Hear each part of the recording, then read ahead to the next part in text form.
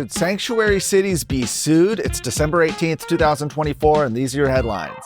A new proposal in the Texas House would allow anyone injured by a crime committed by an illegal to sue sanctuary cities.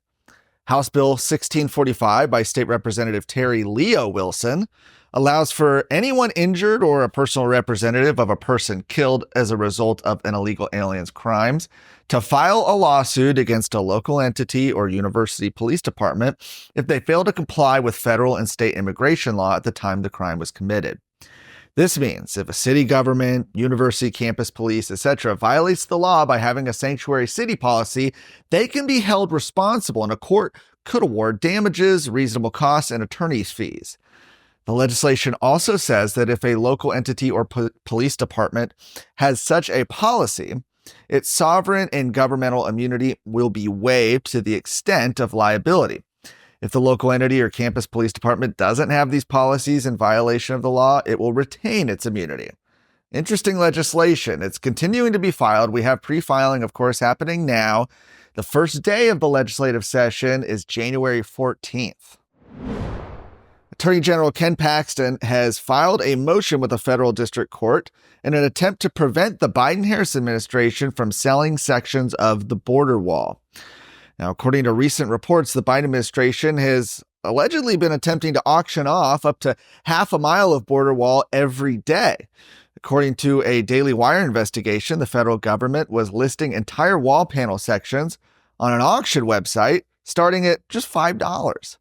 In May, Paxton secured a victory, forcing the Biden administration to spend statutorily obligated funds on border wall construction after the federal government attempted to redirect the money illegally. Paxton says the Biden administration would be violating a federal court order if they are indeed selling sections of the wall purchased with those funds that were designated to secure the border. Because the administration is attempting to auction off the materials, he's filed this motion with the U.S. District Court of the Southern District of Texas to halt the sale.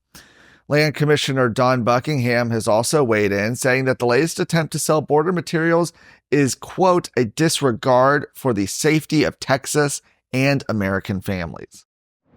Hey folks, Chris Salcedo here. I've got something special for you, the Salcedo Storm podcast. As your friendly, liberty-loving Latino, I bring you a mix of engaging discussions to help us fight for our state and our conservative values. It's the perfect way to stay informed and engaged in what's happening around you. So, what are you waiting for? Don't miss out on the storm of information and entertainment coming your way. The Salcedo Storm podcast, available wherever you get your podcasts. A new group aiming to hold Republicans in the Texas legislature accountable is being launched and backed by a substantial $20 million to start.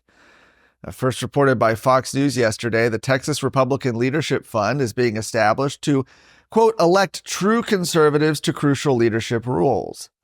Amarillo businessman Alex Fairley, the organization's principal donor, has emphasized that as President Donald Trump prepares to take office next month, it's more important than ever for Texas to elect strong conservative leaders. And think about that. We just came off of an election where Texas is more red than before, where the country is voting for President Donald Trump, and yet you have some, a minority of Republicans, but some in the Texas legislature and the Texas House trying to team up with Democrats in order to keep Democrats in power. It doesn't make sense.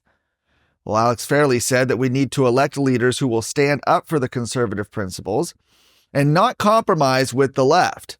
Meanwhile, of course, in the Texas House, some Republicans are attempting to keep Democrats in power through the Speaker of the House race. Fairley made clear that the group will hold members accountable should they support a Democrat-backed speaker. He said that in spite of the progress made in this past election cycle toward conservative priorities, there may still be work to do in the next primary. These funds will be available to help expand a true Republican majority.